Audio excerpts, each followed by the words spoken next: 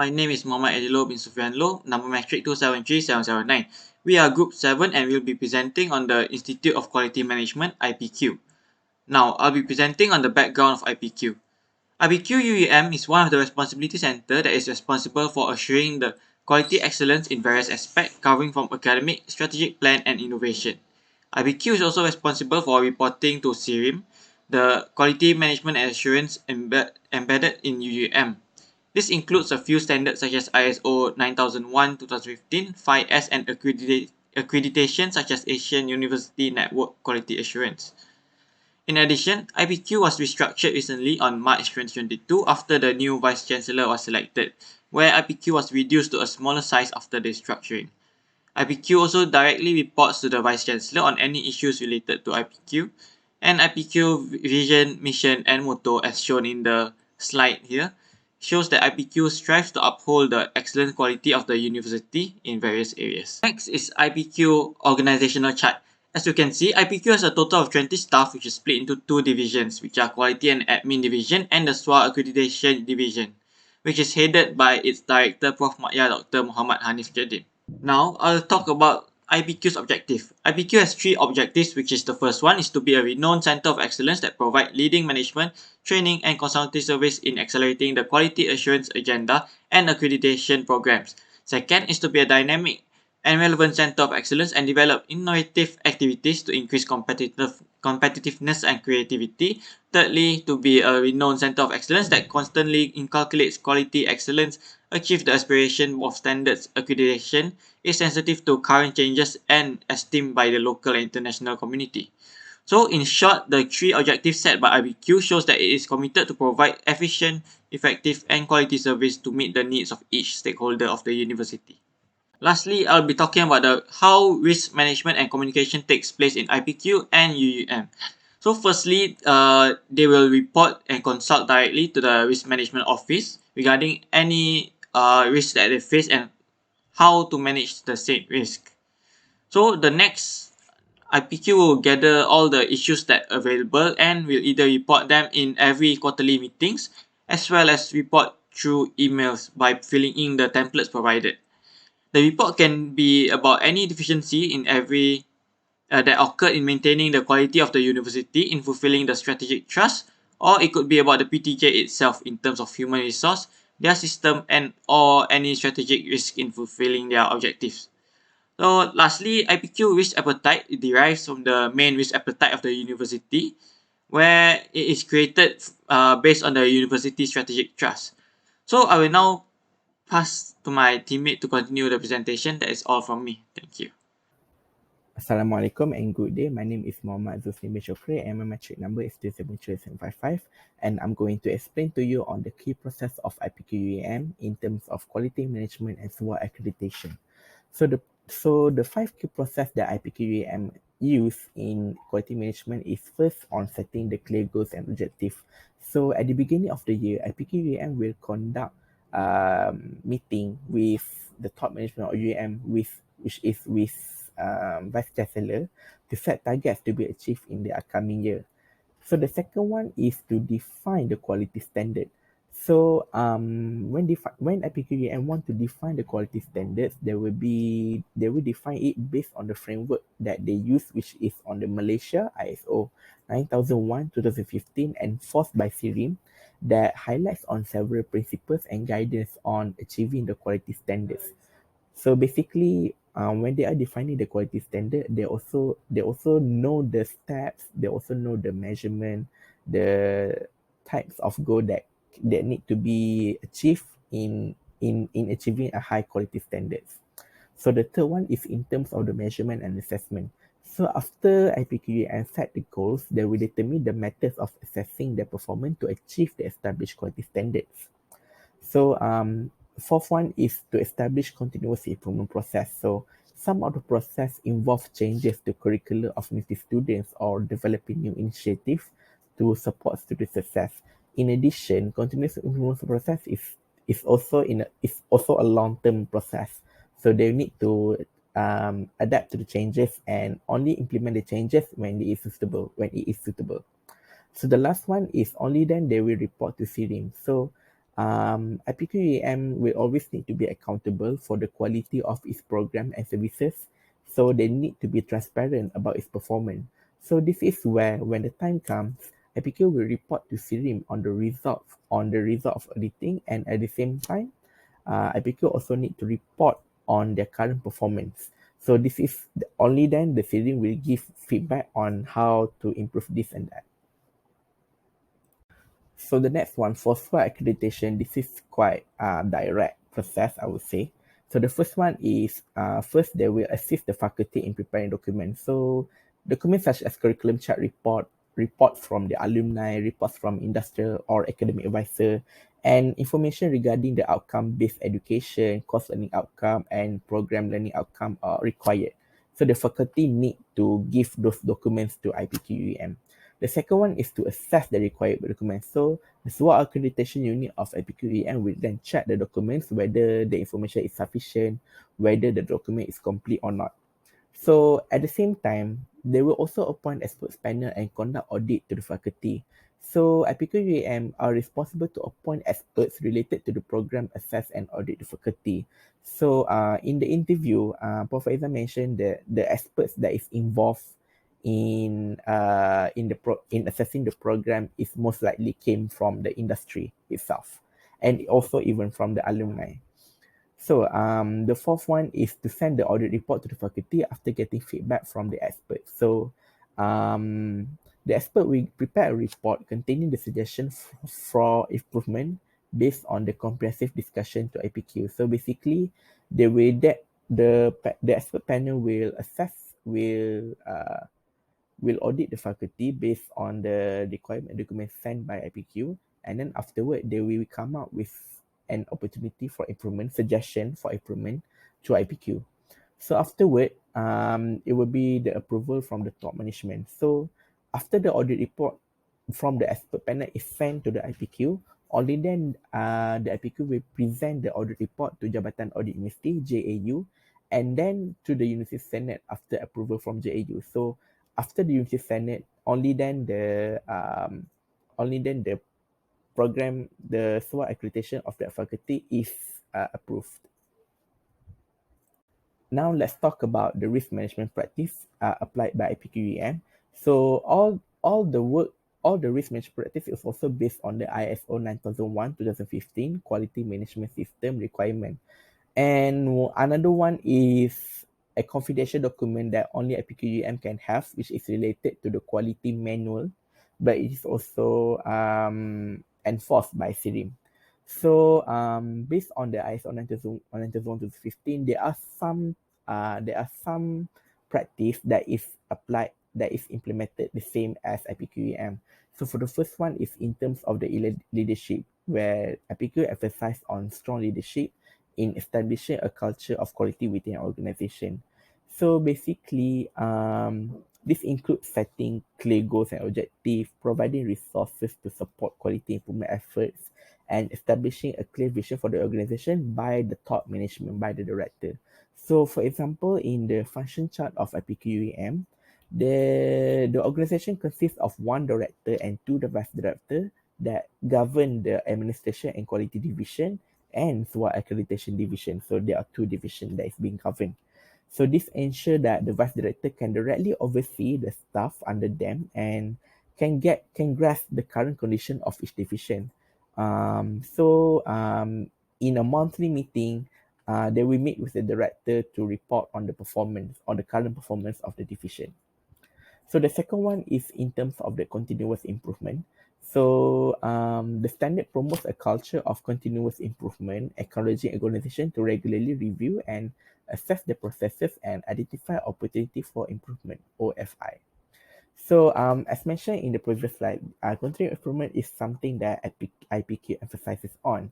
So because their current auditing process that they have implemented right now may not be suitable for the next 5 to 10 years. So they mentioned that flexibility and adaptability to change is essential in risk management practice. So the third one is in terms of the process approach, where IPQEM emphasizes on the importance of establishing clear processes for all activities within an organization. So this also include that all processes that APQUM is documented, followed, and continuously review and improve. So in APQUM, as I mentioned, they have a confidential document that highlights on the process of auditing entities in UM. So this shows that the document highlights on the clear procedures for the auditing process to ensure there is little to zero error and to come up with better audit report. So the last one that I can give is in terms of the measurement, analysis, and improvement. So the standard requires IPQ to establish processes for measuring and analyzing the performance of their products, services, and processes, and to use this data to identify OFI, opportunity for improvement. So this may include some processes like collecting data on customer satisfaction, analyzing performance data, and conducting root cause analysis to identify the underlying causes of problems. So this is also related to the OFI and NCR non-conformal report when auditing the responsibility center. Other than this, they also have the sixth university code that they need to comply. So there are strict measurements that they need to follow. So from the analysis and results of the measurement, only then IPQUM will be able to come up and recommend improvement to those entities that they can use to improve themselves in the future. So that is all for me. I will pass to Izzuddin. Hi, my name is Mohammed Shafiq Ibn Shamsul, metric number 27386, and I will continue with the risk assessment method. Overall, we found that there are three common risk methods of risk analysis that been widely used, which are bow-tie analysis, DELPI, and the last one, probability and consequences matrix. IPQ mostly apply bow-tie analysis in identifying rates. Bow-tie analysis require one to observe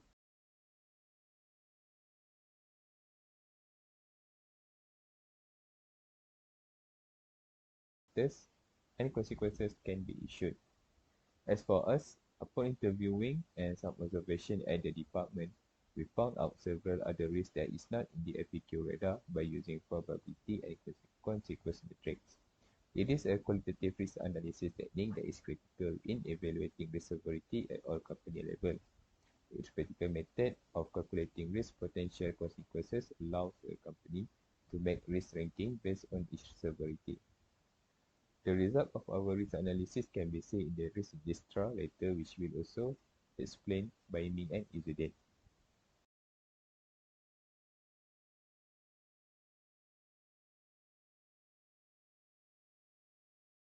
Risk matrix. After we have identified the techniques and analyzed the risk, we have come up with our own risk matrix where we sum up the point for the likelihood and growth rating. For the growth rating, we have set the criteria based on the 11 type of risk that we found for the IPQ. And for the likelihood, we set it from almost certain for 5 point and rare for 1 point. For growth rating, from insignificant 1 point to the major 4 point. So the total sum of these two criteria or two elements will determine the risk, which is low or extreme. For extreme risk is the risk that most likely occur. It will prevent achievement objective and make several schedule delay. For the high risk is that the risk that could substantially delay the project schedule and affect the operational process. For moderate risk is the risk that require identification and control of all contributing factors by monitoring condition and assessment at project achievement. And lastly, the low risk is that the risk that only require normal control and sufficiently monitoring the measure. So I will continue with the risk register and we will focus on the risk mitigation. I will explain on the first 7 risks and the rest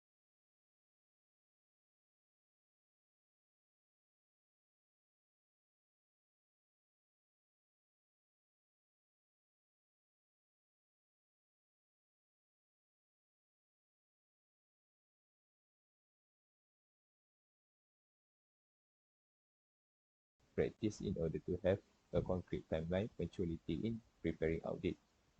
Next is redundancies of auditing process with other PTJ auditor. To mitigate this, clear line of communication needs to be developed between various auditing teams to ensure no tasks repeated and critical information is shared. Third risk is staff worn out and unable to perform well. A healthy working environment and work-life balance is needed to mitigate this risk.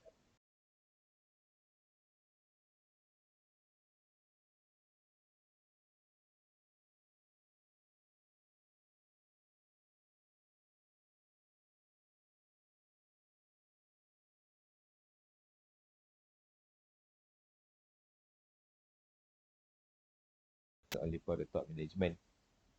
And the fifth risk is auditing department of RDPTJ might not give full cooperation.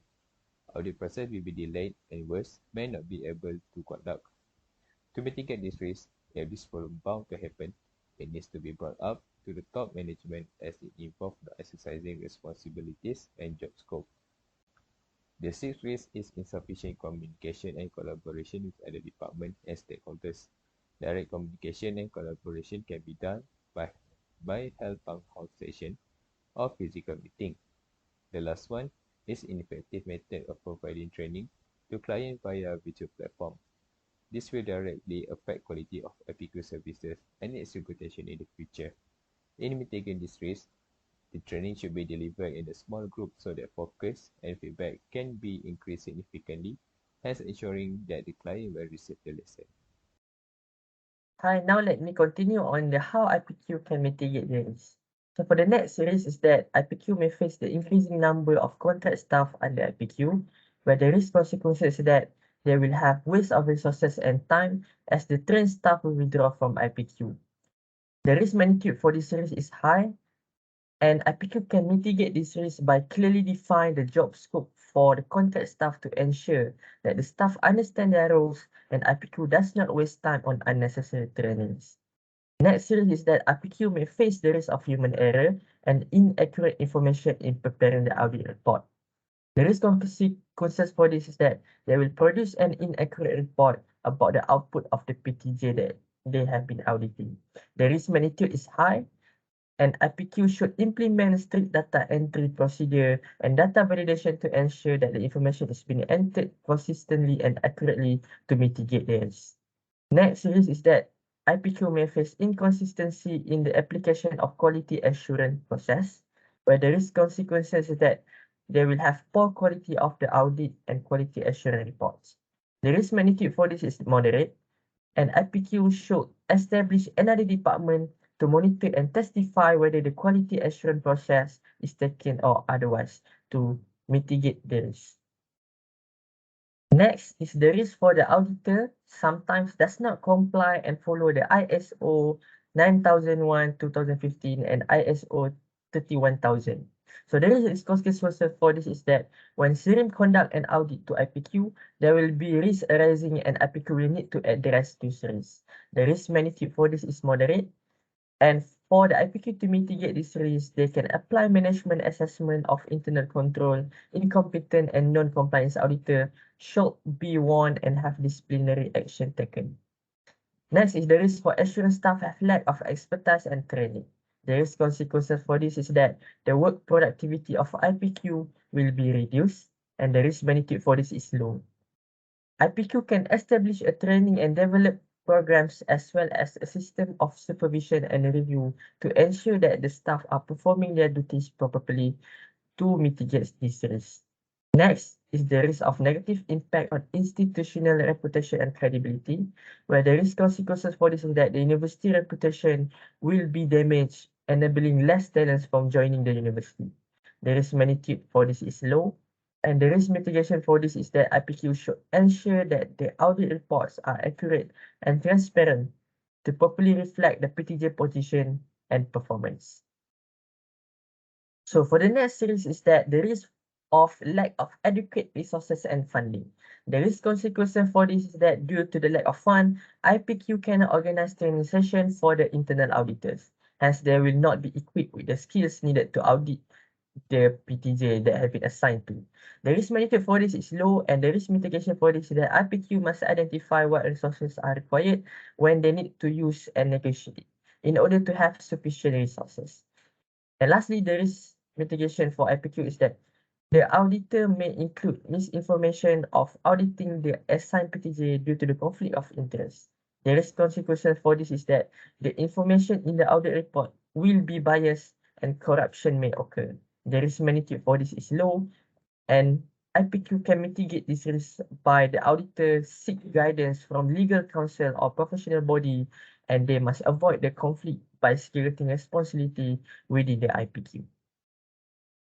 In order to conclude the risk mitigation and risk treatment, we have classified the risk index, risk magnitude, and how to treat this risk.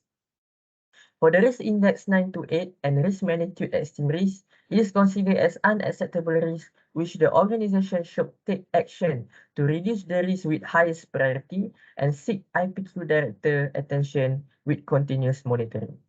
For the risk index 7 to 6 and risk magnitude high risk is also considered as unacceptable risk which the organization should take action to reduce the risk with highest priority and seek IPQ director attention.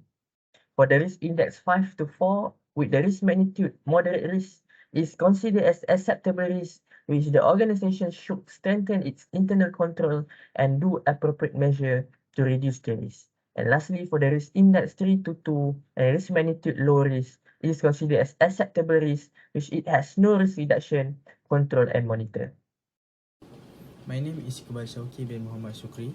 My metric number is 273717. So I will continue to talk about the organization. Basically, IPQ use the internal auditor to audit their risk management process. So there are several steps in searching a good and quality internal auditor for IPQ. The process of finding and recruiting the internal auditor are vital for the organization to sustain and have a good audit report. After finalize the list of the internal auditor, their name must be submitted to the Vice Chancellor to get the letter of appointment. Second step is by providing training to them. The provision and experienced lecturer must take responsibility to training them. Is the most efficient and no cost needed for the organization in providing the training for them. Next, make schedule for them in order to have organized work. Last but not least, all the internal auditors must sit for a meeting to discuss and summarize about their performance. So next, I will explain more deep about the process recruiting the internal audit for the IPQ. In process of finding of the internal auditor, the organization make an advertisement at social media platform and blast poster to attract the undergraduate student to work as the internal auditor at their organization. So next, after the recruitment process, the name list must be submitted to the Vice Chancellor to finalize and get the letter of appointment. Moreover, the training process usually conducted by the lecturer, but sometimes SIRIM auditor come visit and give some training to them. The most likely become a trainer is lecturer. It is because they don't incur any cost rather than use SIRIM trainer. Furthermore, IPQ will arrange partners to work within the organization. It is because the auditors from different departments cannot audit their own department. It can cause conflict of interest. After end of the audit process, a report will be provided summarizing about the audit and will hold a meeting to discuss on the finding of overall internal audit in UUM. All leaders will be involved and they must evaluate performance of the auditors and appoint 4 until 5 persons to become a leader for the each department of internal auditor. So next, I will talk about the recommendation to improve the risk management practice. So the IPQ organizational risk management strategy should start with the identification of essential asset, threat and vulnerabilities as well as the likelihood and severity of the threat. This method will assist in identifying and putting in place the proper control to reduce, transfer or accept the occurrence of a specific risk. The risk assessment method divides assets into categories based on attack risk from those with the higher danger to those with the lowest. Prioritize the asset with the higher risk such as information that could have an organization financial impact is the first stage to take into account during risk management. The Institute of Quality Management IPQ should then put procedure and controls in place to safeguard the crucial asset from dangers and anyone attempting to harm its integrity or confidentiality. The next approach includes developing a comprehensive strategy to curb the risk identified, People, process, and technology are fundamental concepts to approach cybersecurity. IPQ organization where employees rely on and interact with IT resources to carry out daily tasks. It is recommended that the employee align with the cybersecurity strategies implemented in the organization. This involves offering regular training programs on computer best practices and ensuring they follow the right protocols to be proactive in preventing cyber attacks. For conducting secure process, IPQ should implement policies and procedures to guide the process and to enforce sanction if these policies are not followed. The right technology and technical controls should also be implemented to enhance the cyber risk management program. Certain technologies should be put in place and monitored occasionally. This helps to monitor and reduce access to these technologies, as well as to detect and prevent intrusion from the external forces. So that's all from us. Thank you.